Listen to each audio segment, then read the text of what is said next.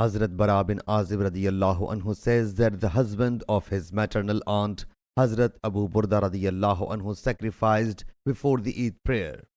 Allah's Apostle sallallahu alaihi wasallam whereupon said to him, "Your that goat is for meat."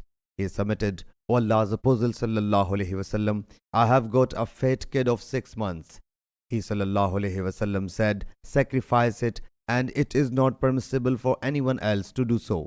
He sallallahu alaihi wasallam then said, "Whosoever sacrificed before the prayer, he has done so for himself, and whoso sacrificed after the prayer, his sacrifice has completed, and he has got the practice of the Muslims."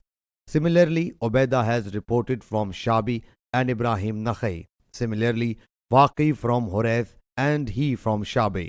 Asim and Daud from Shabi, he said, "In my view, there is Anaqa Laban." From Zubayd and Firas, it is quoted that Shabi said, "In my view, there is the word Jaza'a." Mansur said to Abu Ahwas, "There is Anaqa Jaza'a." Ibn Aun says, "There is Anaqa Jaza'a, Anaqa Laban." Sahih Bukhari, Hadith number 5556.